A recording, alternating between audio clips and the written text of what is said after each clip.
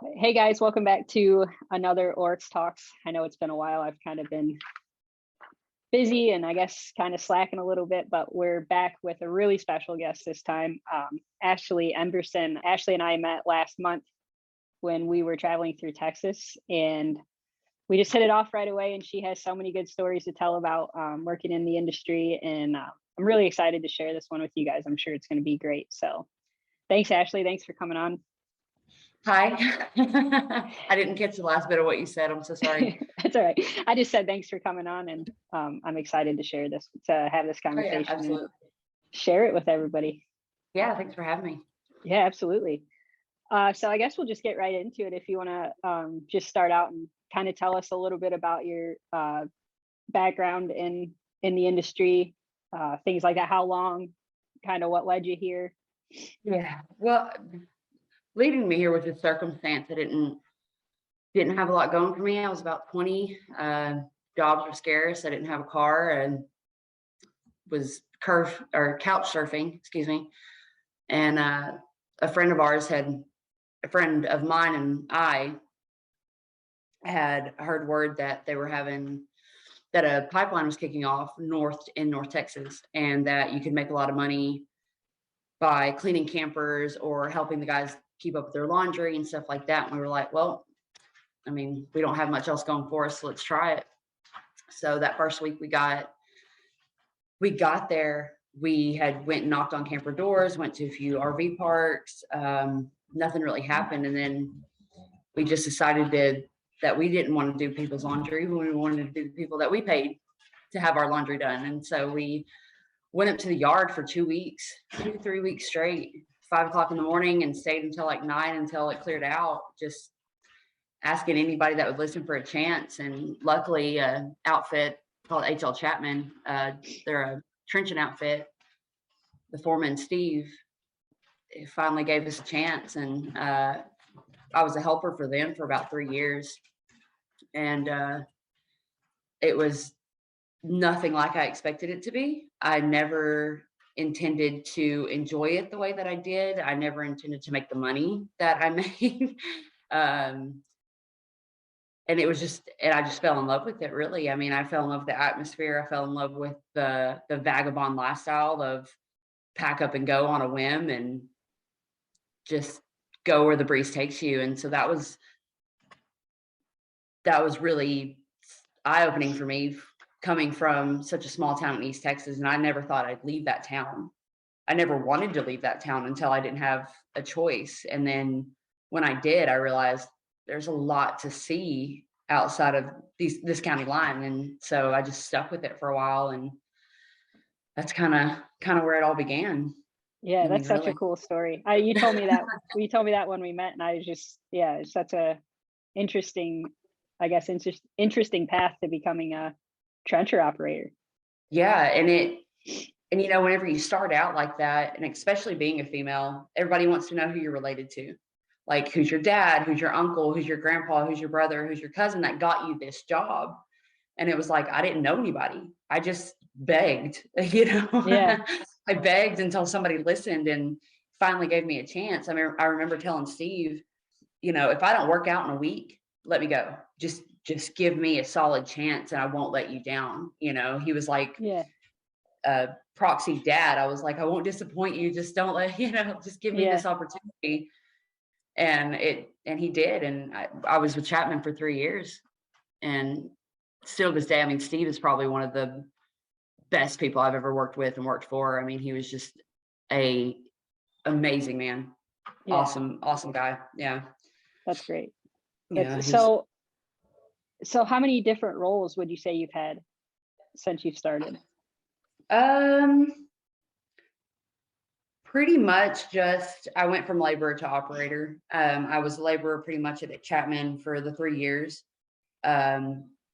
When towards the end of that 3 years is when I met my husband, and we decided to Okay.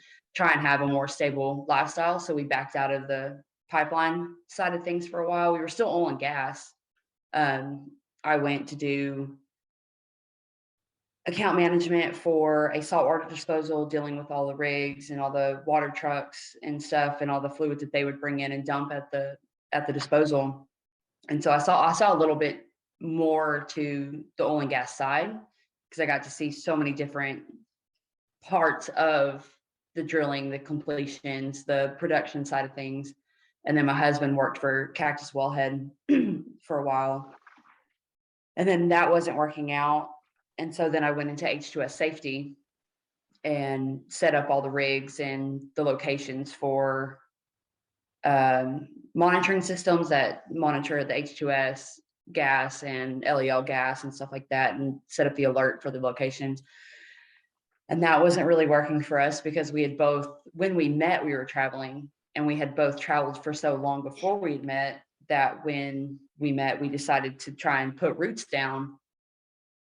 It was so foreign to us that we had itchy feet the whole time. Okay, where are we going to go? We need to leave. Like, we always had that in the back of our head of like, this isn't home.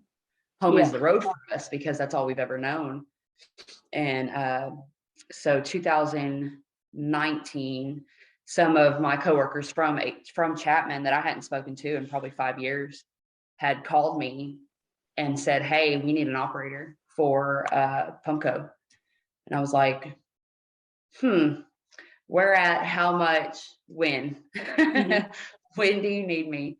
And so my husband and I talked it over that night, and he was like, let's just do it. Just go. And so he stayed back and kind of, we were going to do it. You know, he stayed home and I was on the road, and he was getting kind of jerked around at his job, and he was getting really tired of it. And the money that I was bringing in was more than what we were bringing in together before. And so he finally had enough. He was like, I'm just going to come on the road with you. I'm like, all right, let's go. And then so he had only quit his job for about a week before my foreman at Pumpco was like, man, we need another guy. And I was like, I know the guy. I got a guy. And, you know, with my husband, you know, he comes from a farming background. And so it was, and working on the equipment and having that mechanical aptitude that he has, it was such an easy transition for him, because he when we met, he was farming. So he wasn't really part of that pipeline lifestyle that I had. I just happened to meet him while I was pipelining. And so he transitioned, and it just became a family affair from there. And up until recently, and I worked for Pumpco for 3 years too. So collectively, oil and gas, have been in it for about 10 years. With pipeline itself, I've been in for 6 years, right at 6 years. Yeah. So most of your adult life, you've been in oil and gas somehow, pretty much. Yeah. So, but with the pipeline side of things, I was just a helper. And then with a new company, I ended up getting a seat from the reputation and worth ethic that I had before at Chapman, and those coworkers decided to bring me in as an operator. So it was nice. It was finally like my big come up, my big my big shining moment. Yeah, that's a big deal. Yeah. Especially as a female. Yes, and pretty uncommon. And with Chapman, from my understanding, whenever we started, there weren't a lot of females on their own. There were a lot of wives that would come in and help their husband and work with their husband. But as far as just being an individual single female out there for work, it was a little bit unheard of. And the stigma for that was just really hard to kind of break down, because, you know, I don't want to get too graphic, but of course you're labeled as a slut or a whore because you're just the one girl. Well, luckily with me, my friend had gotten hired as well. So it was two of us on our first job. So we kind of had, you know, some camaraderie there. But like I said earlier, everybody wanted to know how you got hired. Like, who do you know? Who are you related to that you got your job? And it's like, man, I didn't sleep with anybody. I'm not related to anybody. You know, I'm just out here trying to do better for myself. You know, I'm out here trying to make a paycheck and make a life. And that's all I want out of it. And it's just hard to kind of break down those walls, I guess, because there are women who go out and they have their fun and they do what they want to do. Yeah. Do I label them as sluts or think badly of them? No, I mean, they're grown No. women, they can do what they want, but that one person that did it has like kind of made it very hard for the other women to just come in and do their job. Yeah. Absolutely. As far as first impressions go, everybody always assumes, oh, she's the lady of the night for the pipeliners. You're like, okay. Yeah. So then you kind of find yourself in a very guarded place, because even whenever you do end up finding a good group of guys that you work with and you want to cook out, or like, hey, we're going to go hit up the sports bar, or we're going to go to dinner, or, whatever, you kind of have to find yourself you have to distance yourself from that, because if you get too involved in hanging out with everybody, either you're expected to be the lady of the night, or people outside of that group still view it that way. Yes. Like, oh, she's sleeping with all those guys that she had dinner with. And it's like, no, I just wanted to have a beer with my coworkers after work, I just wanted to go do something fun. Yeah. Exactly. And so that was always rough.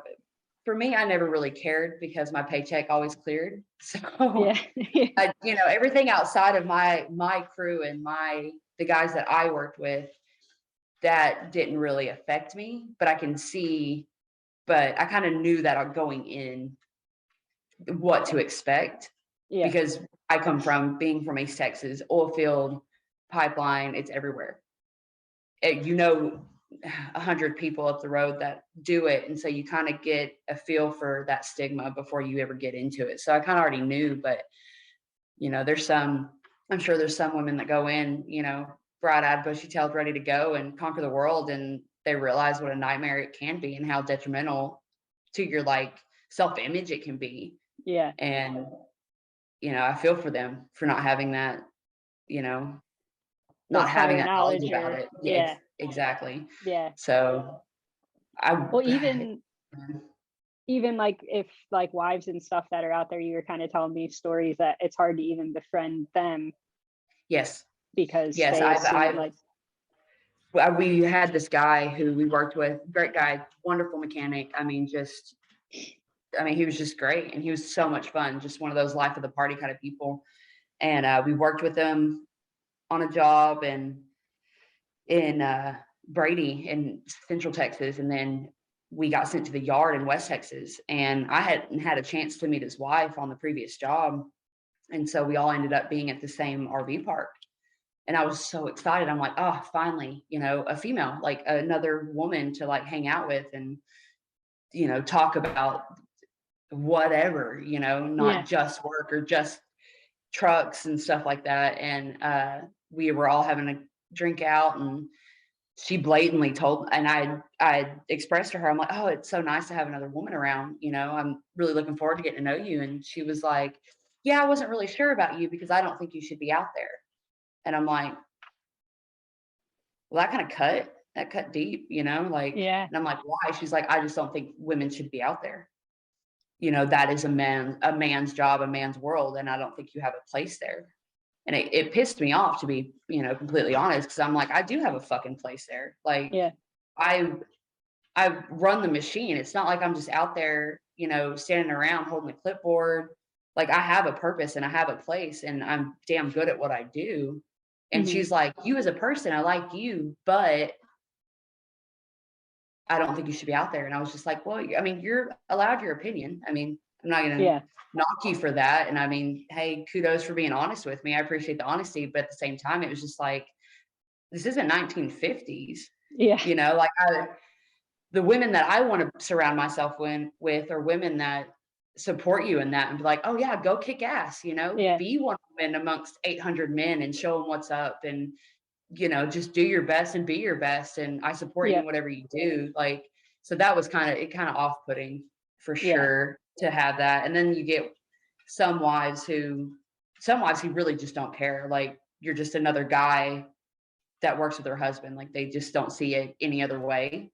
And then you get ones who think that I'm sleeping with her husband. Never mind that my husband and I are literally next door in the camper. And again, it's just, there's so many different mentalities that people have about what pipeline is, or what oil field is, or what women in the oil field are. You know, Yeah.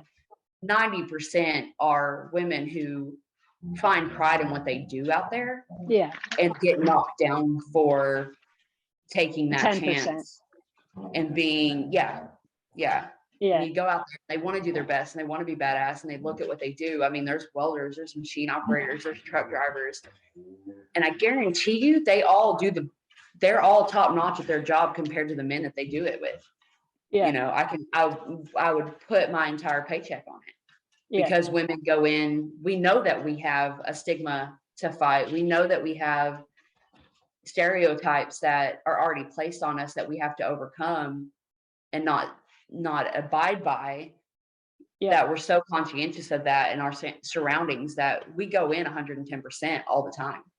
You Absolutely. know, Yeah. Jim Bob, who works the same job as us, probably only puts in 60% because he's a dude and has, you know, he probably got hired on by his brother. Right. He did know somebody. Exactly. Yeah. And it's funny to find out that way. And other women, you know, speaking to women that have been in that side of things, they just go in hot and heavy of like, I'm gonna kick ass at this, and I'm gonna do everything the right way. I'm not gonna mess it up. I'm gonna follow it to the T. And, you know, I've heard from a few men in higher positions of like, man, I've never had a woman that didn't bust ass. I never had a woman that didn't, you know, work circles around the guys that I had on my crew. He was like, every woman I've ever hired has been the best employee. Yeah. But it's the other employees that see that, and it's not the outside.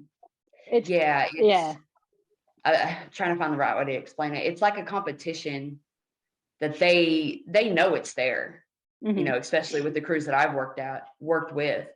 I know that I was good at my job. I know that I was one of the top-notch trencher operators within Pumco. I know that for a fact, and nobody's going to tell me any different. Yeah. The guys that I would work with would treat me like I wasn't shit, mm-hmm. or that I didn't know what I was doing, or would treat me like I was fragile. Or even working on my machine, if the mechanic asked me to grab a wrench, I'd go to grab a wrench and it's getting snatched out of my hand before I can even take it back to the mechanic. And I'm just like, it's so infuriating. Like, I'm not super mechanically inclined, I will admit that, but I know how to hand a wrench. Okay. Right. I can do that. I can grab a wrench. Yeah. Mm-hmm. And I think that's another thing that comes with it, is just being massively underestimated the whole time, or treated that like you don't know what you're doing. Yeah. And it's a lot of guys would treat me that way.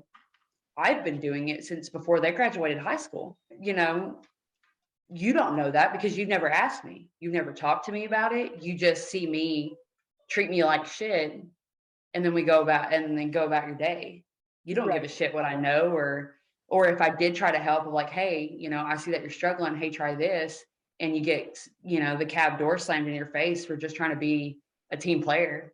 And it's like, okay, then struggle by yourself then, bro. Like, you look stupid right now because you can't get out of the situation, and I'm trying to help. But if you don't want to fucking listen, fucking struggle. Like, that's on you, man. I'm out. Yeah. So you kind of learn to adhere yourself to the people that actually do give a shit about you and actually do value your worth as an employee and the knowledge that you do have. You know, and I've worked with some very great guys. I don't want to say that everybody I've worked with this has ever treated me that way. I've worked with some phenomenal guys, and some that, I mean, have taken me to the hospital when I was sick. I've even had coworkers' wives who have taken me to the hospital whenever I was in a bind. And, you know, so the one really great thing that I can take away from it is that I have met some wonderful people. Yeah. Honestly, I really have met some of the best people in the entire world that are family, essentially, because I spent more time with them than I did my own family. But the good does outweigh the bad, but the bad weighs on you more. Oh, if that makes any sense. Well, and it would be so secluded. You know. Yes. And of course, whenever you're female, you don't want to you don't want to bitch, moan, and complain about things. So you just suck it up and internalize it. Well, then that you internalizing it, it really does become an internalized issue of, why can't I get this respect from the people around me? Why, like, I know what I'm doing and I'm confident in myself in that, but I'm not getting what I feel I deserve, or a basic conversation goes, I'm getting treated badly. Yeah. And then you start looking at yourself and you're like, well, do I know what I'm doing? Am I as good as I think I am? Am I being a self-centered like asshole about it? And it's like, Yeah. no, like, you do start to point those concerns at yourself and not at the world around you. Yeah. And I You think internalize it. massively, Mhm. and it weighs on you and it gets in your own head, and you don't want to. I'm trying to think of the best way to say it. Like, you don't want to talk about it, because then Mhm. you're weak.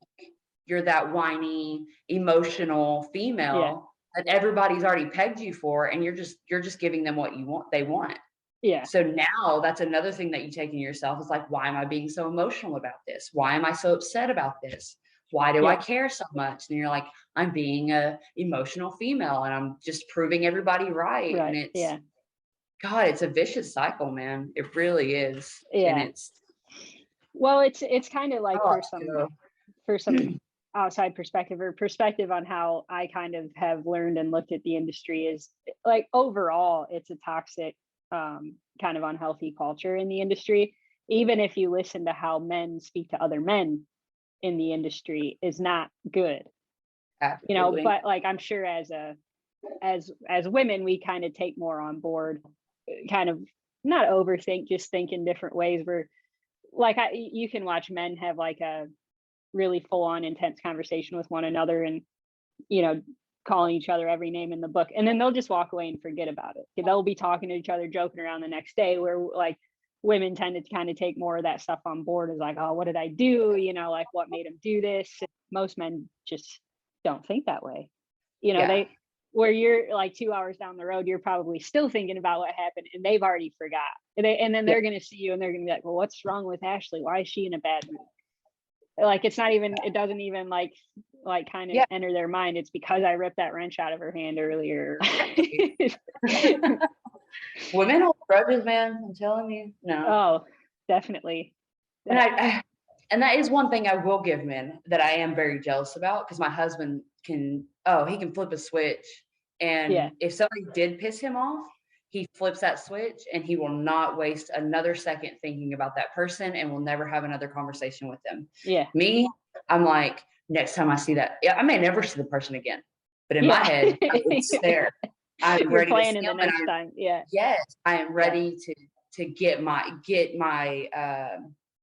my self-respect back that I feel like Yeah. I lost in that moment. Yeah. And I don't know if that, and I feel like it was way worse when I was in the midst of it, in the job itself. Now that we've kind of taken a step back, I don't feel that way anymore. Yeah. I really don't. I still feel that way in my head about things that happen on pipeline or on the job site. Big things, But I'm sure. Like yeah, the but major now that things. I'm taking a different role and I'm now office based, I'm just like, 5 o'clock, I don't care about any of this. Yeah. And it really is. I've been able to have that switch, but I haven't been able to figure out what the difference is. Yeah. I think it may be because in that industry, or in that side of the industry, in that being on the job site, it's my pride and my reputation and my word is the only thing that you have to carry you forward. Mm-hmm. And so whenever I felt like that disrespect happened, or I wasn't given the props or the acknowledgement that I felt that I deserved from the people around me, it weighed on me a lot more, because that reputation is all I have. If those guys go to a job and I haven't made it there yet, or I wasn't asked to come originally, and they're like, oh, well, we need to get another operator, let's bring Ashley. And those guys are like, nah, she's a bitch. I don't go. I don't get to go, because You know what I'm saying? So like I wanted to rectify those relationships for my future in that job as well. Yeah. And not being able to, and not being able to find that or pinpoint where I messed up or where the disconnect was happening really weighed on me because I didn't know how to Absolutely. fix it Yeah. or make it better or just say, fuck it, I don't care about it. Yeah. You know, it didn't happen. I mean, now the right people don't listen to the opinions of people. They'll, you know, follow their own Absolutely. opinions on things, but it was still such a heavy burden to carry of like, I've got to be the best and I've got to do the best and have the best attitude and be as helpful as possible. That way, full circle, I'm the better employee, so I can Yeah. keep my job. You Yeah. know, it didn't matter if I was disrespected. It didn't matter if that's enough. Cover. It didn't matter what was done to me. I still had to be strong-minded, strong-willed, good employee, and what they did would never matter. They Yeah. would get to go to the job simply because they were a man Yeah. or because, you know, they were first choice, first round pick, I guess. Yeah. So I just had to, I don't know. And it was all internal. It was all me Yeah. putting that pressure on myself. It never was told to me to do that or be that way. It's Yeah. just something I carried on my own back. Yeah. Which you can So only silly. carry that stuff for so long before it gets to you, which is probably why you're in an office-based job now, because you just needed that.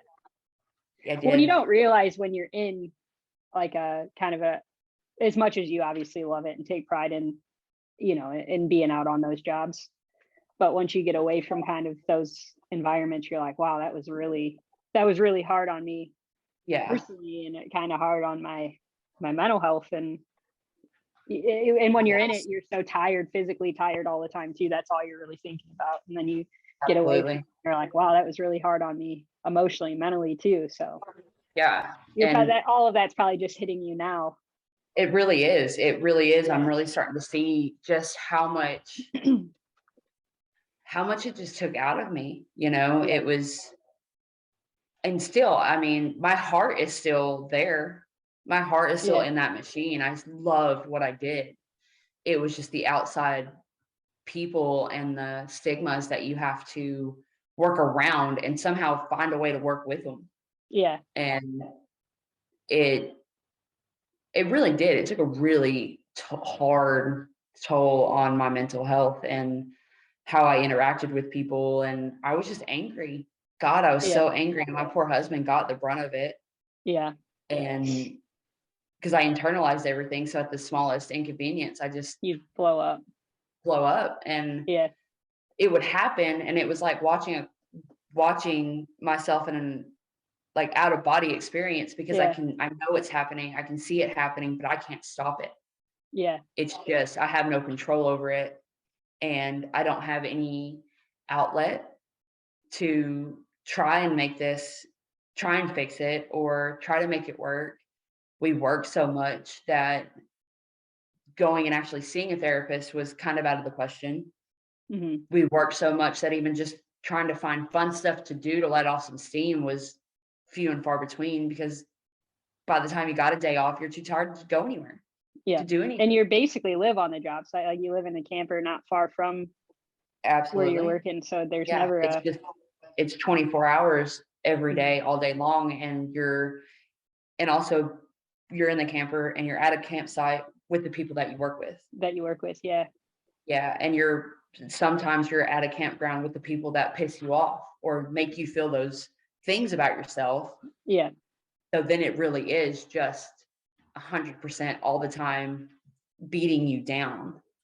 Yeah. And it's rough. It's really rough. But now that we've stepped back and now that we've kind of tried to figure different things out, I mean, my eyes have opened and I can see how just unhealthy that it's a cult, essentially. Like Yeah. Pipeline itself and the traveling and it's a cult. It's hard to get in. It's even harder to get out. Yeah. And Yeah. I That's an mean, interesting way to put it. it really is. And because I started listening to this podcast that just talks about cults all the time and the love bombing and the all the different aspects of the way the cult gets you in. And that's kind of how I've related it to Pipeline now. And don't be wrong, I still very much loved the going and the traveling and the work itself and love the money, and but those things don't make you happy necessarily. Money doesn't No. make you happy, but I started like correlating those things with a cult to Pipeline, and I'm like, holy shit. You know, they don't love bomb you because you don't get compliments on the pipeline. You know, they don't. I wouldn't Nobody's imagine so. patting you on the back, but your paycheck is a love bomb because Yeah. it's a you don't make that money anywhere else. And don't get me wrong, not to sound horrible, I'm putting myself in this, but these are people that didn't go to college. These are people that have been blue collar their entire life, Mhm. and they're coming into this job and they're like, oh wow, I can make, 6 figures. And the job itself isn't hard. You have hard days, but your Yeah. day-to-day job is cakewalk. So They're you're like, long days. Yeah. Yeah. Just long days. Yeah. Yeah, but physically demanding, there are jobs that are physically demanding. I'm sure. Yeah. But for the majority, I mean, your operators, a lot of your swampers, your hardest fight is fighting the elements. Yeah. And you get to do that for six figures a year, and you're like, this is great. Yeah. And then you start And realizing most college educated people aren't making 6 figures. I'm college educated. I'm definitely not making 6 figures. So and so that's what makes You it so know? insane. Yeah. And that's what makes it so hard to like cut yourself off yeah. of that financial security that you do get with working in that industry.